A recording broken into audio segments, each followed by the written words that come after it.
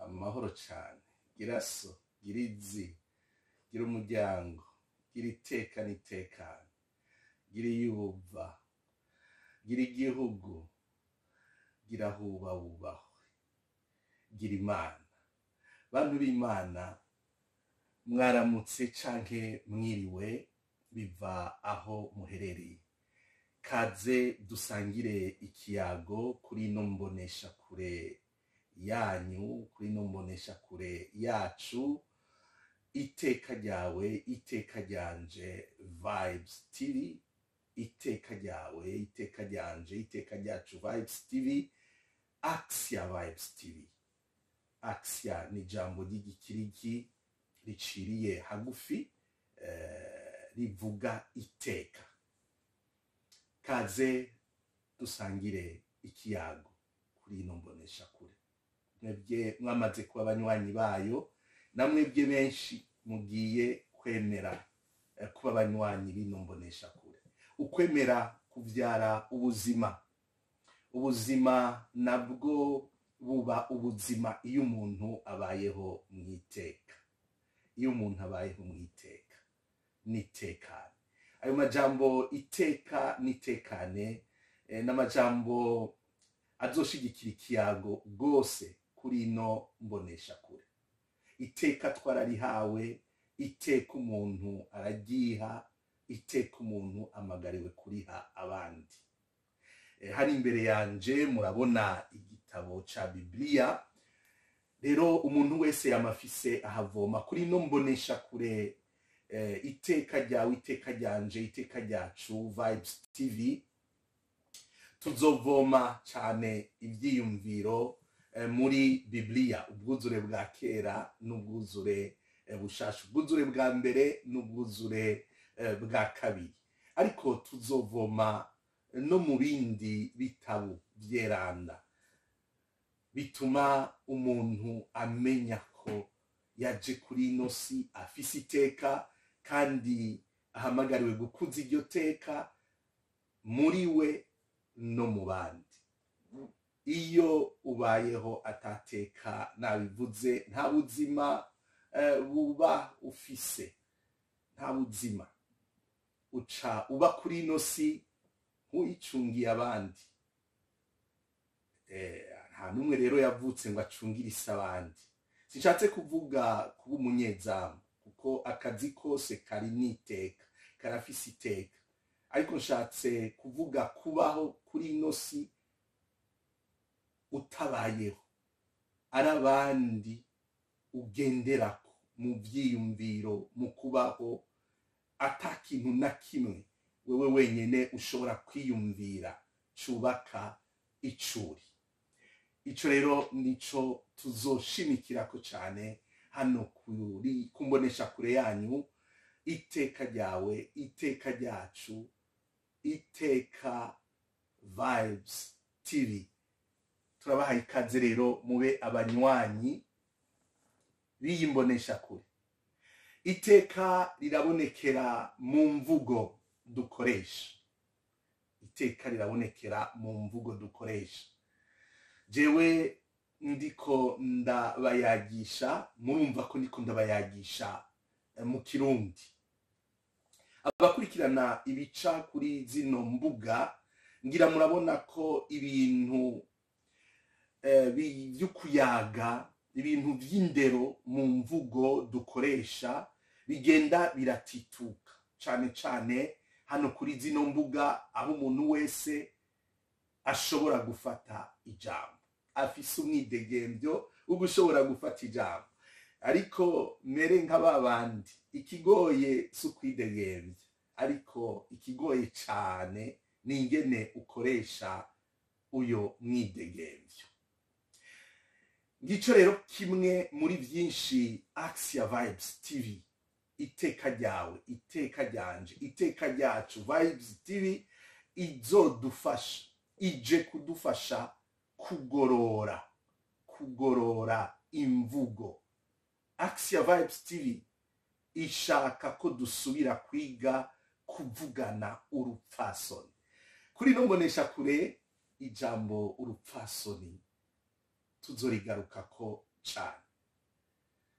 Action Vibes TV ije kudufasha igihe turiko turaganira kwiyumvira iteka ry'uwundi, atari kuryiyumvira gusa ngo bigume mu bwenge, ariko kandi ukarimuha, kuko ushobora kwiyumvira iteka ariko ugakora ibihushanye n'iryo teka wiyumviriye mu bwenge. Wewe rero wamaze kwemera kuba umunywanyi wa Action Vibes TV, no kubwira ko wahisemo neza. Ndagukeje ntuhagarike, bimenyeshe umugenzi abimenyeshe uwundi abimenyeshe uwundi, kugira ngo tube benshi dusubira kuryosha ikiyago mu buryo duha iteka kiremwa muntu wese. Mvuze n'iryo jambo kiremwa muntu wese, haba hamaze kubamwo iteka. Ntimutangwe rero kuri Action Vibes TV, iteka ryawe, iteka ryanje. Vibes TV nimbonesha kure yawe, ikaba gwanje, ikaba gwacu.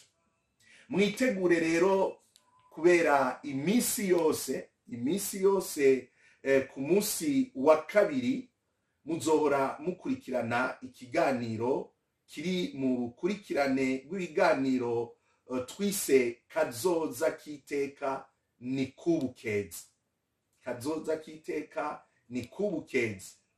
Muri ivyo biganiro biri muri urwo rukurikirane, muzokurikirana mwongere mwiyumvire imiyabaga y'abahungu n'abakobwa bagerageza kubaho mwiteka,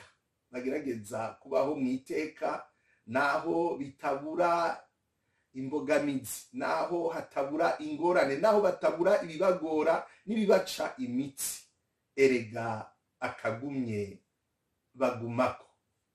Kuri Action Vibes TV dushaka kugabanya ukwidoga no gucira urubanza ugwaruka gubu, imiyabaga y'ubu. Erega kuva kera hamye hariho abubu, none nitwoguma muri ivyo.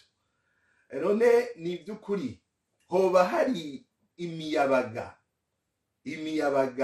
ibaho itajana nyabahururu?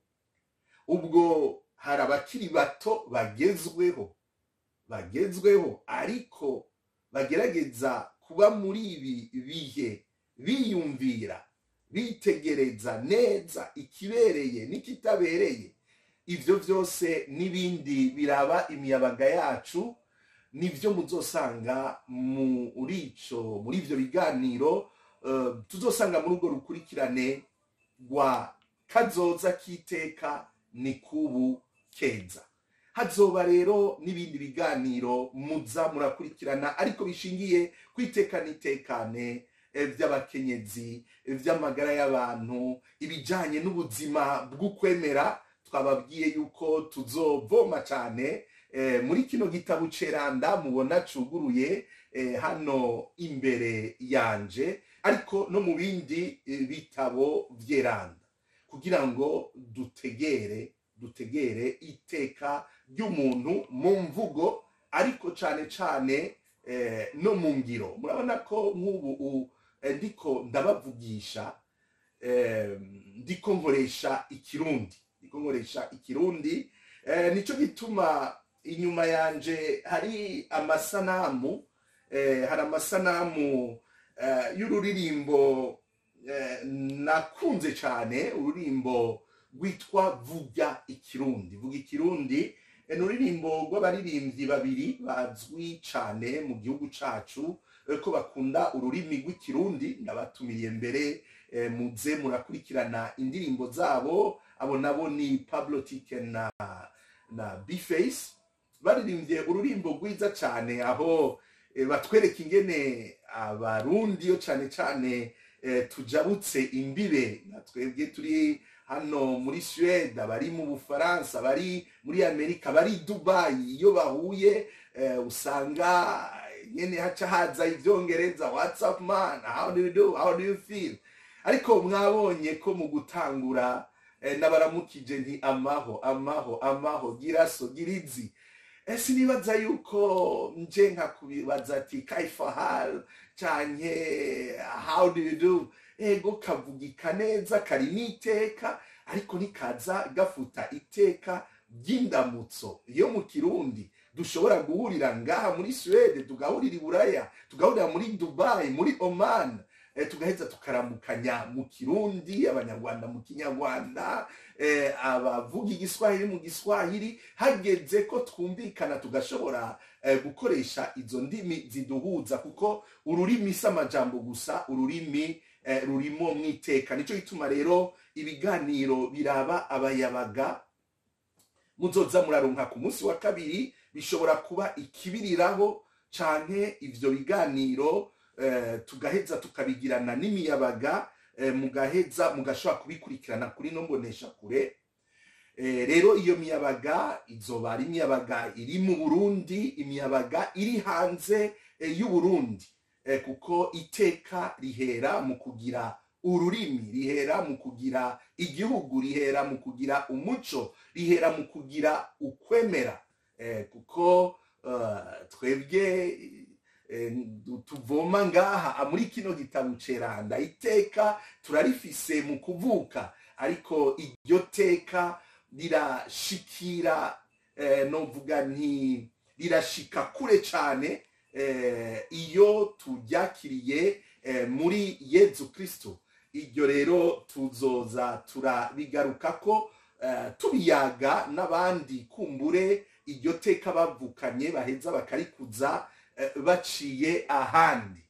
None bakunzi ba Action Vibes TV, nimukande ku gacapo, kukwemera kuba abanywanyi bino televiziyo, bino mbonesha kure, kuko na televiziyo murazi ko atari ururimi rw'ikirundi. Kuba umunywanyi, ivyo kuri aya mateleviziyo aca ku mbuga, izi mbuga za none twita ati sabone, subscribe, mube abanywanyi, mwemere kuba abanywanyi. Uhejeje kumviriza ikiganiro ico ari cyo cyose, kuko kuri no mbonesha kure dushaka ko kiba ikiyago, wewe ugaheza ugafata ijambo mu kubaha abandi, ugaheza ukagira icyo ushikirije ku biganiro uzoba wakurikiye kuri no mbonesha kure, kuko iyi mbonesha kure naho ari nshasha n'imbonesha kure kahise kayo kari mu myaka 20 iheze. Muzogenda muravyumva ku bazoza barabaganiriza kuri no mbonesha kure. Jewe uyu munsi ndiko ndabaganiriza nitwa Inyasa LB Nkurunziza, nkabandi patiri muri Ecclesia Katolika. Izina ririmwo iteka, izina ry'ikirundi Nkurunziza, izina turonka muri rya teka ryo kuvukana na Kristo. Ivyo byose tuzobigarukako. Muzoshobora kuri no mbonesha kure kuba kumwe n'abandi bazoza barabayagisha mu biganiro biheruka. Mwarabonye Samuragwa w'ijuru Merance Ndayikeze, muzotegera ingene mwiteka abakristu bagabanye, bacitse basamuragwa kumwe na Kristo. Ubwo n'uburyo bwo gutegera iteka ry'umuntu n'iryo uhamagariwe guha abandi. Muzobona abavukanyi nka Mugisha Justin bazoba fasha mu biganiro hano kuri no mbonesha kure.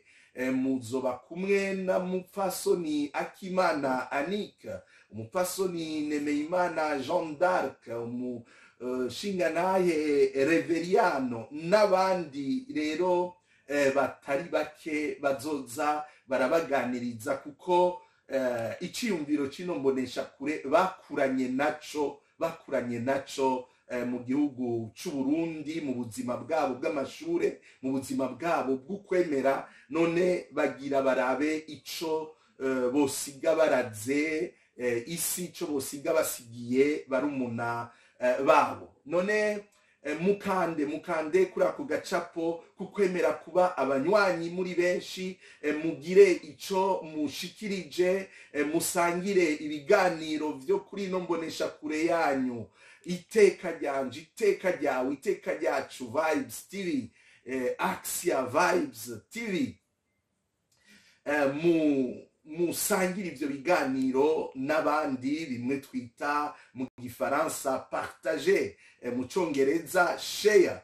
Rero kaze ku buri misi yose ku musi wa kabiri mukurikirane ivyo biganiro vy'imiyabaga, hanyuma iyindi misi tuzoza turababwira kuko televiziyo ikiri nshasha, hazoba imisi mukurikirana ibiganiro vy'inkino, ariko turonderamwo iryo teka ry'umuntu, ibiganiro vy'umukenyezi, ibiganiro vy'abaserugo, ibiganiro bijanye n'ukwemera, ibiganiro bijanye n'imico, ariko ihangiro ari kurondera iteka ry'umuntu wese, tutarondera kugonganisha abantu gusa kugira ngo babe barasekana. Rero murakoze cyane, murakoze gose, ndabipfurije umunsi mwiza abatanguye umunsi, ndabipfurije ijoro ryiza abagiye kuryama aho muzokurikiranira iki kiganiro. Hanyuma kubari muri Eklezia Katolika, kino kiganiro tukigize ku munsi mukuru witwa w'ikigongwe c'Imana. No kuvuga aho twibuka ko Imana itariho kugira ngo icinyize umuntu, ariko Imana iriho kugira ngo iduze umuntu, naho uyo muntu wenyene yoba yimanuye mu gukora amakosa atandukanye. None kuri no munsi mukuru w'ikigongwe c'Imana, naho mwokurikirana iki kiganiro twarawurenganye, muzosubire muhimbaze mwibuka ko Imana ituduza, Imana iratuduza mu iteka ryacu, iradusubiza iteka. N'uburyo bundi bwo gushobora gutegera ikigongwe c'Imana, impuhwe z'Imana. Aho muherereye hose rero, mugire amahoro, mugire iteka n'itekane.